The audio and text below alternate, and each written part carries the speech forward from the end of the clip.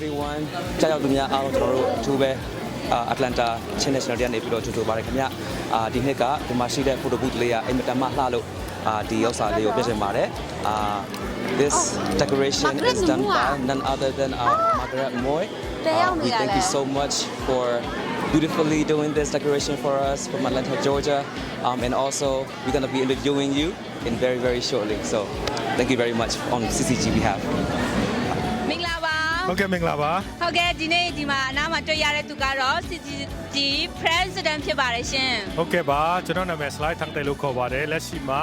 Chin Community Georgia ရဲ့ဥက္ကဋ္ဌအနေနဲ့တာဝန်ထမ်းဆောင်နေပါတယ်အားလုံး Happy Chin National Day ပါခင်ဗျာဟုတ်ကဲ့ပါဒီနေ့ချင်းအမျိုးသားတွေအတွက်ဘယ်လိုမျိုးပြင်ဆင်မှုတွေလုပ်နေပါကြလဲရှင်ဟုတ်ကဲ့ကျွန်တော်တို့ပြင်ဆင်မှုတွေကတော့အများကြီးပေါ့နော်ဒါပေမဲ့ဒီမလုပ်ခင်မှာကျွန်တော်ကျေးဇူးတင်စကားပြောချင်တာကကျွန်တော်တို့ဒီနှစ်မှာကျွန်တော်တို့လူငယ်ခေါင်းဆောင်တွေအများကြီးပေါ်ထွက်လာတယ်ပေါ့နော်ပြီး volunteer တွေလည်းအများကြီးပေါ်ထွက်လာတဲ့အတွက်ကျွန်တော်တို့တော်တော်လေးကိုပြင်ဆင်ရတာတော်တော်လေးတက်တောက်တက်တာရှိပါတယ်သူတို့ကျွန်တော်အနေနဲ့ဥက္ကဋ္ဌခေါင်းဆောင်တယောက်အနေနဲ့တော်တော်လေးကိုမပင်ပန်းမဲနဲ့ကျွန်တော် oversee ပဲလုပ်ရင်းနဲ့လုပ်ခွင့်ရတဲ့အတွက်လည်းကျွန်တော်အရင်ဝမ်းတာတယ်ပေါ့နော်ဆိုတော့ကျွန်တော်ပြင်ဆင်ထားရတော့အများကြီးပဲကျွန်တော်တို့ဒီနေ့မှာ7နာရီတနာရီလောက်ပါပေါ့နော်ကျွန်တော်တို့အစီအစဉ်စမယ်စားစရာတွေကကျွန်တော်တို့10ဆိုင်17ဆိုင်ရှိတယ်ကျွန်တော်တို့ဝတ်စားရိုးရဝတ်စားတွေလည်းရောင်းတယ်လို့ကျွန်တော်တို့ဒီမှာ sushi company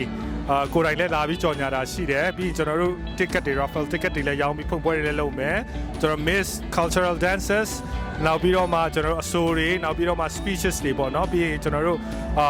ကိုအဓိကပတ်ပိုးပေးနေတဲ့ sponsor တွေကိုလည်းကျေးဇူးတင်တဲ့အထူးကျေးဇူးတင်နေတယ်သူတို့လည်းစင်ပေါ်မှာကျေးဇူးတင်တဲ့အကြောင်းလည်းပြောမှာဖြစ်တယ်ဆိုတော့ဒီကနေလည်းကျွန်တော်တို့ကိုချင်းမျိုးသားတွေကိုပတ်ပိုးပေးနေတဲ့ sponsor တွေကိုကျေးဇူးအများကြီးတင်ပါတယ်လို့ကျွန်တော်ထပ်ပြီးတော့မှပြောချင်ပါတယ်ဟုတ်ကဲ့ပါကျေးဇူးတင်ပါတယ်ပြီးတော့မှဒီနေ့ကဘာအမျှော်လင့်ဆုံးလဲအယုတ်ရာကတွေလားကြည့်ရှုဖို့ပေါ့နော်အစားအစာတွေလားကျွန်တော်မျှော်လင့်တာလားကျွန်တော်မျှော်လင့်တာကကျွန်တော်တို့ချင်းနေအားလုံးဒီ Georgia မှာပြုလုပ်တဲ့ဒီချင်းမျိုးသားနေလို့ပဲစီစီလုံးလုံးနဲ့ကျွန်တော်တို့ဆက်ပြီးတော့မှချီတက်နိုင်ဖို့ပေါ့နော်ကျွန်တော်တို့ Georgia မှာအရန်ထူးခြားတာကကျွန်တော်တို့မြေပြင်မှာဘလောက်ပဲပြဿနာတွေဒုက္ခတွေရှိနေပါစေကျွန်တော်တို့ Georgia မှာရှိတဲ့ချင်းလူမျိုးတွေညီညွတ်တဲ့တစ်နှစ်ကို1500 2000နီးပါးလာရောက်ပြီးတော့မှအများတန်းကျွန်တော်တို့ဆင်နွှဲနိုင်တယ်ပြီးတော့မှကျွန်တော်တို့ခေါင်းဆောင်တွေဆိုရင်လည်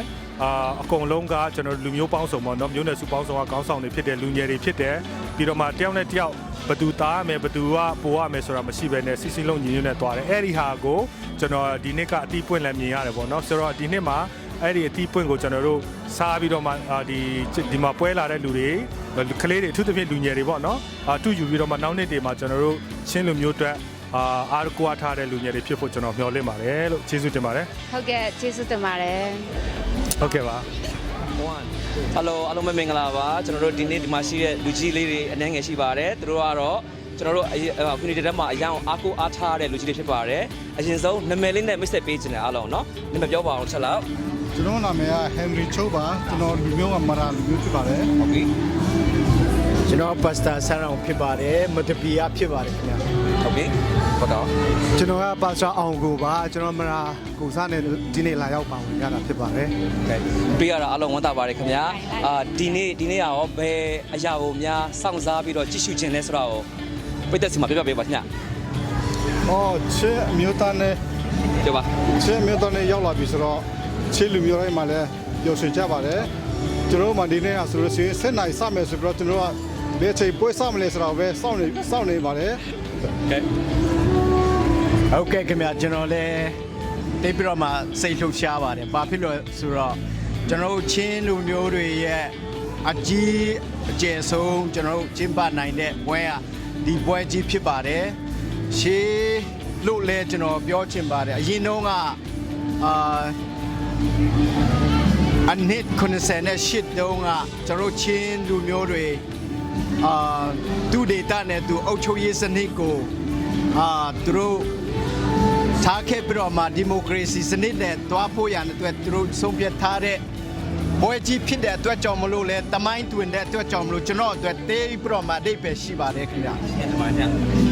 ကျွန်တော်ကတော့ဒီနိုင်ငံတကာရောက်နေတဲ့ချင်းလူငယ်တွေရဲ့ဘလောက်ထိအဆွတ်အစားရှိပြီးတော့သူတို့ရှေ့ပြန်နိုင်ကြတယ်လဲကိုယ့်ရဲ့ identity ကဘလောက်ထုတ်ဖော်နိုင်ပြီးတော့သူတို့ culture ကဘလောက်ထိတ်ထိတ်ရှောက်နိုင်တယ်လဲဆိုတာကိုကြည့်ချင်အားဖြင့်ကျွန်တော်စိတ်ဝင်စားစွာနဲ့ကျွန်တော်ထိုင်ပြီးတော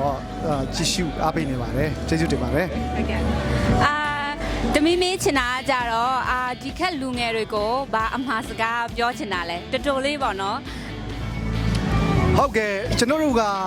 ကျွန်တော်တို့မြေခင်နိုင်ရာကိုကျွန်တော်တို့ဆွဲခွာပြီးတော့အခြားနိုင်ရာကိုရောက်နေတဲ့အချိန်မှာကျွန်တော်တို့ရဲ့အဖြစ်မှာကျွန်တော်တို့ identity ကိုမမေ့လျောက်ဖို့အတွက်နဲ့လုံးဝမမေ့ကြဖို့အတွက်ကျွန်တော်တို့ခေတ်လူငယ်တွေကထိတ်တိတ်ရှောက်ရှောက်မားတာလေဒီကအကြာကြီးခိုင်မာရမှာဖြစ်တဲ့အတွက်အဲကြောင့်လူငယ်တွေကပို့ပြီးတော့လူငယ်တွေရဲ့ပခုတ်ပေါ်မှာပဲဒီရှောက်ရှောက်ထိတ်တိတ်ဖို့အတွက်တောင်းရှိတယ်ဆိုတာနားလေသဘောပေါက်စေဖို့အတွက်ကျွန်တော်အနည်းငယ်ဟာကြားလိုပါတယ်ကျေးဇူးတင်ပါတယ် ညတင်ပါတယ်ခင်ဗျာ ကျေးဇူးတင်ပါတယ် နောက်တော့မှာ Hey thank you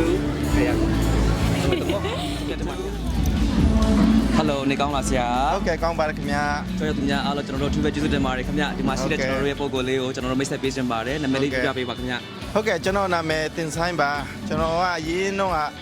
ကျွန်တော်တို့ဒီ2010မှာချင်း community ဘာမချင်း community မှာလဲကျွန်တော်တို့ committee ဝင်အနေနဲ့ပါဝင်ခဲ့ပူးပါတယ်နားနဲ့အဲ့ချိန်မှာတော့လူနေတာပေါ့နော်အခုကလူကပိုးများလာတော့အဲ့ချိန်မှာကျွန်တော်တို့ကလေးတွေအဲ့နောက်ပိုင်းမွေးလာတဲ့ကလေးတွေလည်းကြီးပြင်းလာတော့ပျော်စရာလည်းကောင်းတယ်လူလည်းများလာတယ်ပျော်ပျော်ပါးပါးတွေဖြစ်တယ်လူငယ်လည်းများတယ်လင်းငယ်မလည်းတအားများတော့ fashion show တွေလည်းအမျိုးမျိုးပြတဲ့အတွက်ကြောင့်အဲ့ဒီနှစ်ကနဲ့10နှစ်ကျော်သွားပြီဆိုတော့နှစ်ကနဲ့ကြွားကြမှုတော့အများကြီးရှိတယ်တိုးတက်မှုလည်းအများကြီးရှိတယ်နောက်ပြီးတော့ပျော်စရာလည်းကောင်းတယ်ဆိုတာလူလည်းပိုများလာတယ်ဆိုတာကျွန်တော်အနေနဲ့ဒီနေ့မြင်ရပါတယ်လို့ကျွန်တော်ပြောချင်ပါတယ် โอเคဒီနေ့ဘာကိုများကြည့်ရှုပြီးတော့ဘာကိုများစောင့်စားနေလဲဘာကိုများအရင်ဆုံးမမောတယ်ပေါ့နော်တွေ့ချင်လဲဆိုတော့ပြတ်ပြပါခင်ဗျာကျွန်တော်တို့ ဟုတ်ကဲ့ကျွန်တော်တို့ဒီလိုပြောရမလဲမရောက်တာလဲတခါတည်းနှစ်တိုင်းမရောက်လာဘူးဆိုတော့အရင်တော့လူဟောင်းတွေလည်းကျွန်တော်ပြန်တွေ့ချင်ပါတယ်နောက်ပြီးတော့ခုတက်လာတဲ့လူတစ်တွေလူငယ်လေးတွေတာသမီလေးတွေလည်းသူတို့ရဲ့ activity လေးကိုကားတာ fashion show ပြတာလေးကိုလည်းတွေ့ချင်ပါတယ်နောက်ပြီးတော့ဒီနောက်ဆုံးသူတို့ပြောတဲ့ချင်းမျိုးသားနဲ့ဖြစ်ပေါ်လာပုံလဲကျွန်တော်တို့ကို remind ပြန်ပေးတဲ့အတွက်ကြောင့်အဲ့ဒီပြောတဲ့ဟာကိုလည်းကျွန်တော်တို့ပြန်နားဆင်ဖို့လာတာဖြစ်ပါတယ်ခင်ဗျာ ကျေးဇူးများတင်ပါတယ်ခင်ဗျာ ဟုတ်ကဲ့ပါခင်ဗျာ ဟုတ်ကဲ့ Thank you How are you doing today I'm doing great. Thanks for having me. It's a beautiful event. Everything's looking so wonderful. Oh, Awesome you hear me better now? Can we start out with your name and your group yeah, so my name is Marshall Moody. I'm a franchise development manager for the Hannah Group. We represent My Sushi and Gingy Sushi. And we have a lot of great locations all across the U.S. And, you know, we're happy to be here, happy to celebrate with you guys. Yes. And looking forward to our growth and expansion. Yes, and for those of you who don't know yet,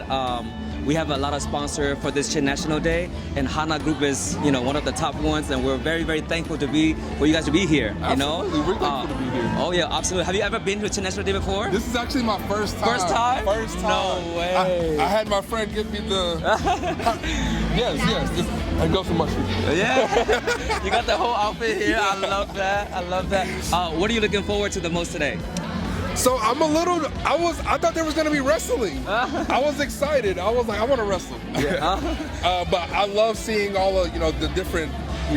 the attire. The attire. Yes. The food smells amazing. Yes. I can tell there's gonna be a lot of dancing, a lot of celebrating, and it just seems like such good energy here. Like I'm really happy to be here. Thank you. And where are you guys based from right now? So we're based out of Dallas, Texas. Okay. Wow, so far away. Yeah, it's far away, but very worth the visit.